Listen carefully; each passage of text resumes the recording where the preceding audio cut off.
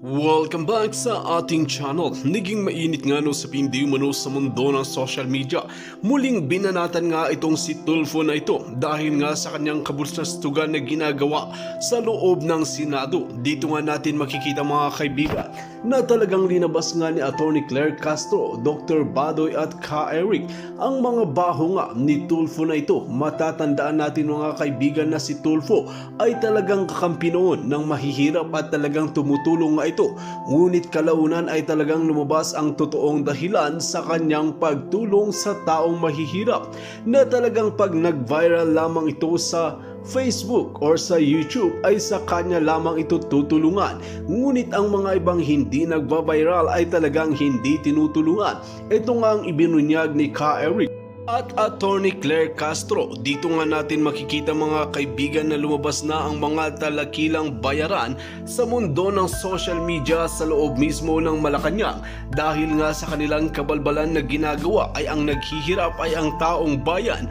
Dito natin makikita na talagang pare-pareho lamang ang mga pulpolitiko na ganib sa kapangyarihan na mukhang pera at gusto na lamang mangulimbat ng kaban ng bayan. Wal mga kaibigan, talaga naman ng kaplastikan na lang nga ba ang pinapakita ni Tulfo na ito na idol ng bayan noon ngayon ay kinamumuhian dahil nga di umano sa mga controversial na lumalabas sa mundo ng social media at talagang pinapakita sa likod ng kamera pag wala nang nakaharap sa kanya. Well mga kaibigan, para nga sa karagdagang impormasyon, panoorin nga natin ang buong video. At kung bago ka lamang sa akin channel, huwag kalimutan i-click ang subscribe button at notification bell para lagi kang updated sa ating mga bagong video. At para sa sulit viewers natin dyan, maraming salamat sa walang sawang pagsuporta. At wala kang preno, magkaiba po ang Idol Rapi Tulfo na programa mo sa telebisyon kaysa pangsyon mo at otoridad mo na ginagamit bilang senador. Correct. I think that what si Senator Tulfo has really just revealed to us is his ignorance, Yes. And he doesn't know that he doesn't know. And he's very arrogant about it, Hello everyone! Welcome back to my YouTube channel, Batas with Atty. Claire Castro. Ang pag-uusapan natin ngayon ay yung ibang mga taong tumutuligsa kay Senator Rafi Tulfo dahil sa bilis niya mag-akusa ng korupsyon sa isang tao o sa ahensya na pinamumunuan ng taong ito. Di kaya napapansin ni Senator Rafi Tulfo kung may tama siya o may mali siya sa bilis ng kanyang pag-aakusa sa kanyang mga resource person. Sinasabing ito ay kurap o kaya naman ay yung ahensyang pinamumunuan ng taong ito. Hindi iisang beses natin pinuna ito si Senator Rafi Tulfo na huwag sanang abusuhin ang pagiging senador niya, lalo-lalo na sa Senate inquiry in aid of legislation para bigyang daan ang kanyang malulutong na pagmumura, pagmamaliit at pagbibintang ng walang sapat na ebidensya. Pero ano ba ang napapala natin kapag siya ay pinupuna natin? Doon sa kanyang mga maling aksyon sa Senate hearing o sa Senate session, na ang karamihan pa nga tinatawag ang kanyang aksyon bilang grandstanding lang. Katulad na lang ng pagsasagupa nila ni Presidential Advisor on Peace, Reconciliation and Unity Secretary Carlito G. Galvez Jr. Noong tinanong niya kasi kung bakit hindi tugma or malaki ang discrepancy ng mga numero ng mga sumuko o nagbalik loob at saka yung numero ng armas na naisuko. Dahil lang sa iniisip niyang hindi tugma ang bilang ng nagbalik loob at yung bilang ng armas na naisole o naisuko, sinasabi niya na common sense dictates na may korupsyon na nangyari dito. Okay, ilan po yung surrendery? We term it at the commission, Your Honor. Ilan po yung nag-surrender na nabigyan ng 100,000 each? 26,132. 26,132. Ilan po yung baril? We have 4,000. 4,000. So, 26,000 ang nabigyan ng 100,000 each at ang kapalit ay 4,000 na baril. Hindi po ba kayo nag-conduct ng investigation? Bakit ganito kalaki discrepancy? At ano po naging result ng investigation? At meron po bang nanagot? Meron po bang nasiba? Sir, actually, sir, that's also our demand to the implementing panel, considering that as we have said, we have a secretary that... Sorry sir, sorry. Ang tanong ko po, nag-conduct na po ba kayo ng investigation? Ayaw mo kasing patapusin yung pagsagot. Kami na nanonood bilang Pilipino, gusto namin madinig yung sagot niya. Bakit mo ba kasi pinuputol? Di ba, kapalit yan baril, di ba? So, sino ho yung namigay ng pera, nag-abot ng pera, nag-process ng mga surrender? It was the DSWD who processed, but the IDB, No, the yung nabida DSWD, dapat kayo po sa Senator Raffy Tulfo, yun yung nasa rules. DSWD ang magbibigay ng financial assistance. Sila ang mag-aabot. Hindi ang Presidential Advisor on Peace, Reconciliation and Unity. Kung gusto mo mangyari na ibang ahensya ang magbigay ng ayuda, pagawa ka ng bagong rules. Kung yan ay nasa kapangyarihan mo. Pati yung rules ng executive, kailangan mong pakialaman. Hindi mo na yata sakop yun. military para kayo po nag-vet to make sure na ito'y talagang surrendery. Di ba? Bago nyo sana bigyan ng pera, nasa inyong baril. Pera kapalit ng baril. 100,000 po ito pinag-usapan natin, di po ito 1,000. based on the agreement, Your Honors, we have commissioned the International Decommissioning Body, including the Armed Forces of the Philippines. Kaya nga po, sino nga po itong members, itong mga member ng body? Ulitin ko pong tanong ko, huwag po tayo magpaikot-ikot, sir. Pag binigyan sila ng 100,000 ng DSWD, dapat may kapalit siya na baril. Tama? Tinatanong mo kung sino yung mga miyembro ng body. Sumasagot pa si Secretary Galvez. Pinutol mo na naman ulit, tapos punta ka na sa ibang tanong. Kaya hindi niya nasasagot yung iba mong tanong. This is not the Hindi sir, gano'n dapat talaga, di ba? Dapat nagmamash. Ba't ka magsusurrender kung wala ka namang baril? Eh kung magkabago lang istorya na ako ay MILF. Your Honor, we are implementing the peace agreement. The peace agreement does not specify. At yan sir, ba't kayo pumayag? Then huwag nyo sana i-release yung 100,000. Di ba sir? Gano'n kasimple. Hindi nyo sana nirelease yung 100,000 doon sa nagsusurrender na walang baril na kapalit. Gano'n na po yun eh. Kasi kung hindi natin implement yung ganong klaseng polisiya, anybody can come to you and say, ako po yung magsusurrender, ako po yung MILF. Gano'n ba? Halika, ito yung 100,000. Punta ka sa DSWD, ito yung papel na pakita mo doon para bigyan 100,000. You are hearing but not listening. Sinabi ni Secretary Galvez na mayroong International Decommissioning Body kasama ang AFP para mag-evaluate kung ang mga tao na magbabalik loob ay tunay na miyembro o tunay na naging rebelde. Hindi ito yung pupunta yung tao sa opisina ni Secretary Galvez, magpapakilala, ako po ay miyembro ng MILF. O sige, doon ka na, pumunta sa DSWD, kunin mo yung 100,000 pesos bilang ayuda. Hindi ganun yun. May proseso. Pakinggan nyo kasi yung kwento ni Secretary Galvez, yung facts na binabanggit niya, pinuputol nyo kasi, kaya hindi nyo naiintindihan. Ang nasa isip nyo kasi agad, may anomalya. Yun agad ang tinutumbok nyo. Ayaw nyo na nga magpaligoy-ligoy eh. Kasi gusto nyo tumbukin yung anomalya. Di umano, anomalya na base doon sa chismis or haka-haka na galing doon sa discrepancy ng numero ng decommissioned at saka numero ng mga weapons na nasurrender. So, nagulungan po tayo. 2.6 billion unaccounted for. Saan po napunta to? Kasi kung ganito rin lang, ako po isa sa mga gagawin na hakbang na bawasan po yung budget ninyo from 7 billion, tumas pa nga po 1 point something billion. You started with 1.9 billion, now 7 billion. Sa kabila nitong kapalpakan na nangyari. Nabigyan pa kayo ng English, kumbaga, ang kakapal naman po ng mukha nyo dyan. Sorry ha, ang kakapal ng mukha nyo. Meron na nangyaring anomalya. Para sa akin, isasabihin ka na anomalya. May nangyari ng anomalya, may gana pa kayo humingi ng increase. Baka next year, hingin pa kayo, gawin niyo pa 12 billion. Gawin na natin 50 billion. Gusto mo 100 billion na lang. The agreement was made during the time of and we are just implementing it. Oo nga po, sir. Pero nandun pa sa agreement na kahit na wala kang baril, tumaas ka ng kamay, sabihin mo lang MILF ka, bigyan ka 100,000. Nakalagay sa agreement show me. The agreement says that the 40,000 will be decommissioned.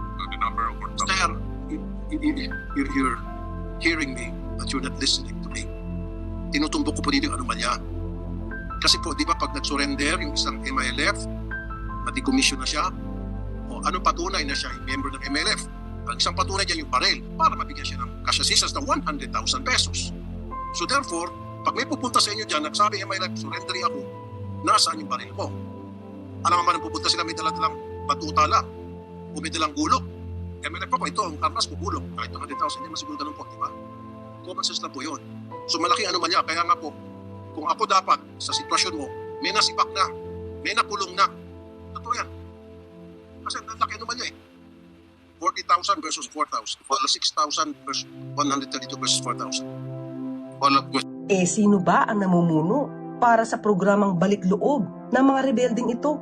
Hindi ba yung kaharap niya na si Secretary Galvez? So sino ang pinatutungkulan niya na korap? Dahil sa lumalabas na 26,132 MILF combatants ang sumuko, pero 4,625 lang na armas ang naisurrender. So dahil malaki daw ang discrepancy, may korupsyon. Dapat 1:1 kapag walang naisurrender ang isang decommissioned o yung isang rebelde ng armas. Hindi daw dapat ito bigyan ng 100,000 pesos na financial assistance dahil wala daw pruweba na yung mga sumuko na walang armas ay talagang miyembro ng MILF. Pero ang sinabi naman ni Secretary Galvez, Combatant the ITB fully identified and verified the identity. In fact, they can... Mismo sa Yes. surrendery. Yes, sir. Yes, sir. Kasi meron mga allegation na meron mga di umabot na total ng 100,000, may mga cut pa raw. Sir, At hindi talaga buo na 100,000 ang tinatanggap ng mga surrenderies. based on the decommissioning process, most of them will have the biometrics, Your Honor. Pinapipirman niya ba na Yes, sir. nakatanggap ng 100,000? They have the biometrics ID. So it is fully identified by the ITB because the ITB is the one commissioned by the both panels. Yeah. And it is being given to the individuals, Your Honor. hindi naman lahat ng MILF members or combatants ay may armas na daladala. Hindi lahat sila ay tigi-tigisang armas. At ang evaluation na ito ay sa tulong na rin ng mga international organizations na eksperto pagdating sa ganitong klase ng pag-iimbestiga kung ang tao nga ba ay miyembro ng MILF. Sige, bigyan natin ng puntos si Senator Raffy Tulfo dun sa kanyang idea na maaari ngang magkaroon ng korupsyon dahil dapat maipakita na lahat nga na nag-surrender na bibigyan ng 100,000 pesos na ayuda ay talagang miyembro or combatant ng MILF. Dahil dun papasok ang issue ng korupsyon. Baka may mga nagpapanggap lang. Magandang point. Pero, hindi ba dapat bago ka mahusga na ang isang tao, ang isang namumuno o ang isang ahensya ay korap, ikaw dapat ang magpakita na yung ilan sa mga nag-surrender ay hindi miyembro at hindi combatant ng MILF. Huwag kasi mag-fishing expedition na dahil lang sa haka-haka na dapat 1:1 pero hindi ito nasunod, pagbibintangan mo na ang isang tao o ang ahensya na korap. Ikaw dapat ang magpakita ng mga ebidensya na ang sinasabi mo, ang iyong pag-aakusa ay may basihan. Ihalin tulad na lang natin doon sa nangyari sa hearing ni Senator Amy Marcos patungkol sa People's Initiative. Hindi ba? Nahuli niya sa bibig mismo ng kanyang resource person na siya ay nagkamali o nakakalimot dahil nung itinanggi ni Mr. Noel Onyate na nakausap niya si Speaker patungkol sa PI, naglabas ng ebidensya ang Senado. Larawan na magkakasama sila at napatunayan na ang pagsasama-samang iyon ay meeting para maitaguyod ang People's Initiative. Sana ganon, bago magbintang, may hawak ng ebidensya. Ang nangyayari kasi dito, walang ebidensya, haka-haka, chismis. At dahil sa chismis na yon, o maaaring ibinulong, pero walang papel, walang dokumento, walang ebidensya, biglang magbibintang na korap yung tao at yung ahensya. Of course, marami tayong nadidinig na allegedly may korupsyon talaga sa gobyerno. Hindi lang dito sa sitwasyon na to, hindi lang sa usapin na to ng pagbalik loob ng mga rebelde. Halos lahat ng ahensya sa gobyerno, yan ang ibinibintang. May korupsyon. Matagal ng issue ang korupsyon. Kahit nga si Ombudsman Martires umamin na hindi matitigil ang korupsyon during our lifetime. Pero, hindi ba kahit alam natin sa utak natin, kahit may mga nagbubulong sa atin, hindi maaaring maakusahan ang isang tao. Hindi natin maaaring maidimanda ang isang tao hanggat walang ebidensya. Hindi pwedeng, tingin ko ikaw korap ka kasi ito nangyari. Patunayan mo sa akin hindi ka korap at saka ako magsasorry sa'yo. Hindi pwedeng ganun. Dahil kapag sinabi mo, ako ang magsasorry sa'yo pag napatunayan mong hindi ka korap, ibig sabihin, wala kang matibay na ebidensyang hawak.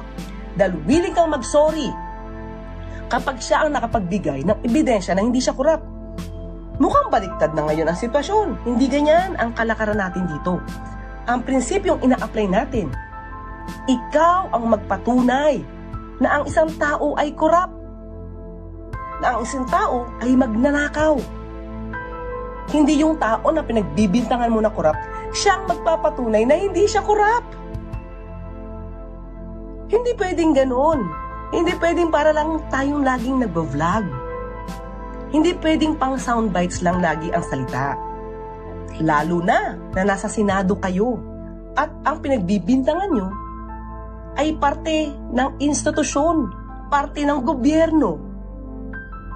Dapat ang taong bayan ay pinapanatili ang paniniwala at pagtitiwala sa gobyerno. Hindi pwedeng magbintang lang tayo ng walang ebidensya. Mga eksperto nga ang sabi ni Secretary Galvez, ang siyang nag-evaluate dito. International organization ang siyang nag-evaluate.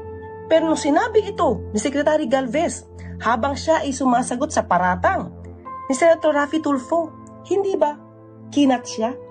Pinutol siya? Papaano makakapagsalita at makakapagbigay ng datos ang iyong resource person kung mas marami ka pang sinasabi pero wala namang basihan? Sa Senado kasi, lalo-lalo na kay Senator Raffy Tulfo, guilty ka na kahit wala siyang hawak na ebidensya. At ikaw na pinagbintangan ka, na korap ka, ikaw ang mag-prove na hindi ka korap. At pag napakita mo ang mga papel sa kanya, magsosorry na lang siya. Pero hindi ba nasira na niya ang image ng tao at nung ahensyang pinamumunuan nito? Nakakalimutan ba ni Senator Raffy Tulfo yung tinatawag nating presumption of regularity? Na ang ibig sabihin na ang ginagawa ng mga taga-gobyerno ay regular at tama. Saka tayo magpapakita ng ebidensya na mali ang ginagawa niya bago mabuwag yung presumption na yun. Pero hindi ito sinusunod ni Senator Raffy Tulfo, yung presumption of regularity. Wala sa kanya yan. Ang sa kanya, guilty ka na dahil ito, base sa common sense, korap kayo. Now, patunayan nyo sa kanya na hindi kayo korap.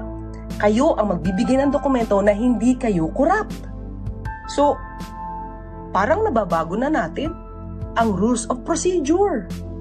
Hindi simple ang mapagbintangang korap, lalo na kung ikaw ay nasa gobyerno.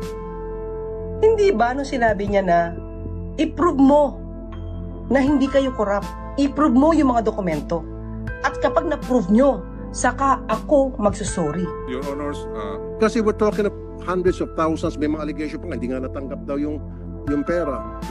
Your Honor, we are there. We are validating all. Then prove to us na walang korupsyon. Then sabihin nyo sa amin bakit ganito kalaking discrepancy. Pag napaliwanag mo ng maayos, then babawiin kung sinabi ko rito. Your Honor, Mag-apologize pa ako sa'yo. So, di ba, sabi ko nga, dito lumalabas, wala siyang matibay na ebidensya. Dahil kung may matibay siyang ebidensya, di niya kailangan mag-sorry kahit ano pang papel ang ipakita ng ahensyang ito dahil matibay ang kanyang papel at dokumento para pagbintangan kang korap. Kung ang pagbabawi mo ng pagbibintang mo, depende sa mga papel na ipapakita nila sa'yo, pero ikaw hindi ka magpapakita ng papel. Is it unfair? Ikaw na nagbibintang ang dapat magpakita ng matibay na ebidensya. dapat walang lusot sa ebidensya mo bago ka magsabi na ang taong ay korap. Hindi natin ipinagtatanggol ang mga taga-gobyerno na korap. Marami dyan. Marami sila. Pero katulad ng sinabi ko, bago tayo magbitaw ng bintang, dapat kompleto tayo sa dokumento. Dahil unfair ito sa pagbibintangan mo, tapos wala kang ebidensya. Buti na nga lang si Secretary Galvez pumalag sa sinabi ni Senator Raffy Tulfo. Do not tell us that we are corrupt. I'm not saying you're corrupt. What I'm saying here is, meron pong mga tao dyan sa loob ng inyong organization. I'm not saying you are corrupt. I'm saying there are people there that are not doing their job, or maybe they're involved in corruption. Because if they're not involved, common sense lang po ito, Secretary Galvez. Pag nagsabi ka ikaw ay combatant, di ba combatant meaning meron kang baril.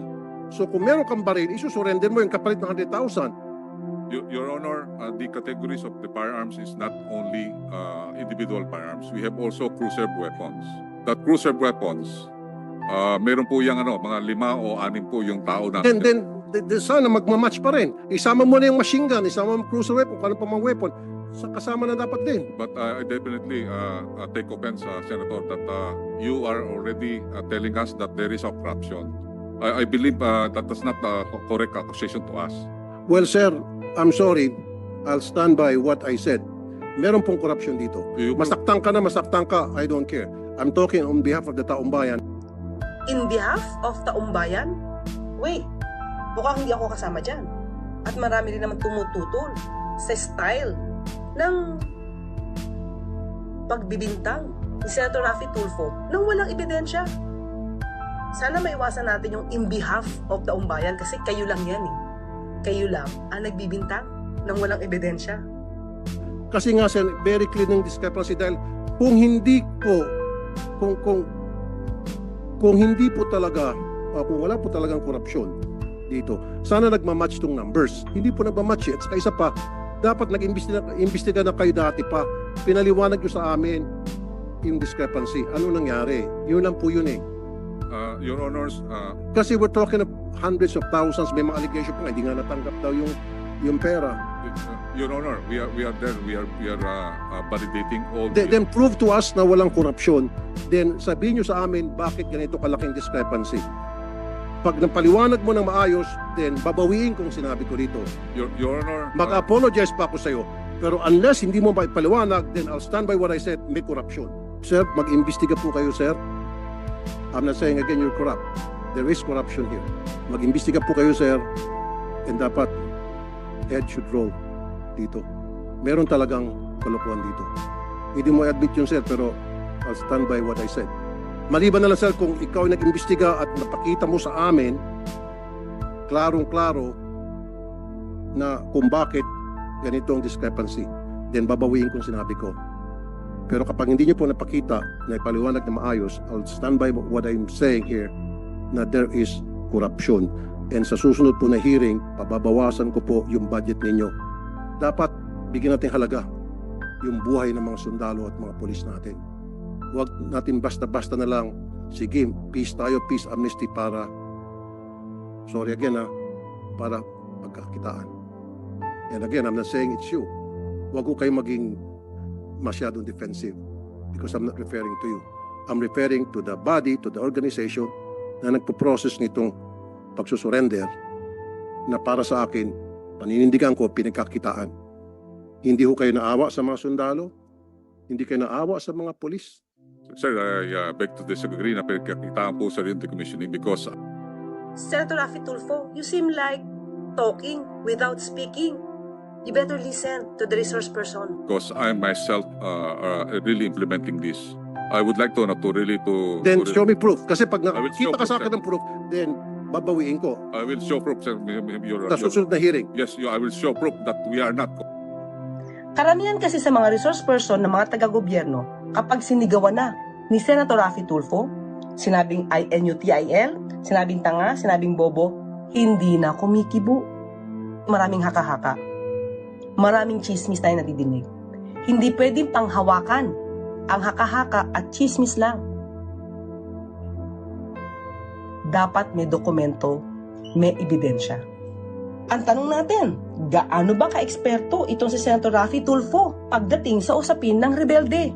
Tungkol sa usapin ng pagsuko, paano ba umaatake ang mga rebelde? Binanggit na kasi ni Secretary Galvez, minsan ang rebelde walang tigi-tigisang baril or weapon.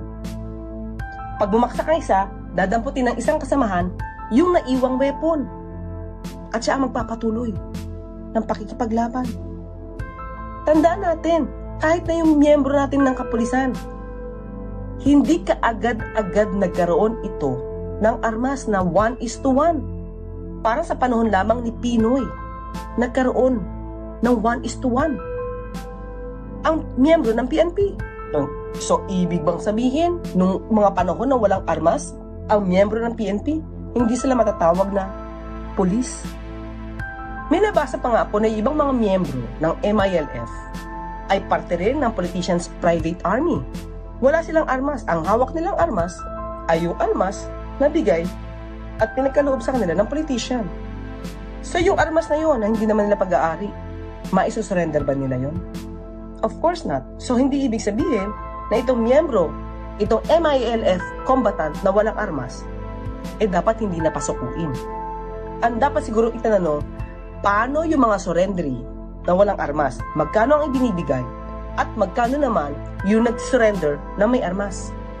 Pero diniscuss na rin ito. Hindi lang napagpatuloy ni Secretary Galvez kasi pinutol siya. Sinasabi niya na mayroon pang ibang kategorya. Yung mga may hawak na private firearms. Nabanggit din ito ni Secretary Galvez. May mga kanya-kanya kategorya. So dapat iyon muna ang inalam ni Senator Raffy Tulfo. Siya mismo nagpa-imbestiga on his own, for his own records, para kung gusto niyang tumuligsa ng isang miyembro ng ahensya na to, kaya niyang ipamuka na ito ang dokumento ko. Paano kayo makakaligtas sa pambabatikos ko na kurap kayo? Wala Di niya alam yung proseso. Di niya alam kung ano yung mga combatants doon. Di niya alam kung paano nakikipaglaban ang MILF. Sa haba-haba ng panahon na umuupo si Senator Raffy Tulfo bilang senador, marami na ang nakakapuna sa kanya. Sa sinasabing grandstanding lang siya. Pati itong sina Doktora Baduy, tinawag siyang ignorante at arugante. Si Tulfo talaga mahilig sa grandstanding. We will call him out on this. Yeah. If you accuse, you have to bring proof to that. So kung may discrepancy, huwag kang mag-conclude na may corruption. Pwedeng mayroon lang mga documents na kulang. Pagsalitain mo muna ang COA. Pagsalitain mo muna ang Finance and Review Committee ng Task Force Balik Loob. O sino pa mang, si Galvez pala nakakausap ninyo. And probably, the documents were not available immediately during that hearing. So, give the benefit of the doubt first. Maybe he's projecting. Baka tatakbo mo ito sa 2028 Baka mag-presidente o mag-vice president. But that is not the way to use power in the Senate or in the government. So, we call out on this. We are not depending here. Secretary Galvez, Brother Franco, Ma'am Loreno, pinupuna din namin si Secretary Galvez sa kanyang back-channel talks na ginawa doon sa Oslo sa mga CPP, NPA, NDF, international cadre operatives kina Juliet de Lima. But this is another issue. Nakikita natin dito, number one, ang may una pong may kagustuhan na palabasin na palpak, abusado at pinagkakakitaan ang mga Task Force Balik Loob and Rebel Returnee Programs and Compensation Support and Social Welfare Benefits na program sa pagbabalik loob namin mga rebelde ay ang CPP, NPA, NDF. Kaya sana mag-ingat si Senator Tulfo sa kanyang pananalita at mga pagpapahayag na para bagang dinudugtungan niya at nire-reinforce ang propaganda ng CPP, NPA, NDF. Pangalawa, babalikan namin dito sa Laban Kasamang Bayan, Senator Tulfo. He who accuses must bring forth the evidence. Dito nga natin makikita mga kaibigan na talagang hindi na tumitigil si Atty. Claire Castro, Dr. Badoy at Ka Eric na talagang isiwalat ang katotohanan. Matatandaan natin na talagang tiwali nga ito sa gobyerno noon si Ka Eric, kaya talagang maraming nalalaman ngayon na talagang nasa likod ng mga karumal-dumal ang mga pulpolitiko na ito at nasama pa si Tulfo. Well mga kaibigan, kung kayo ang tatanungin ano ang inyong mga opinyon, just comment below sa ating comment section at ating pag-usapan.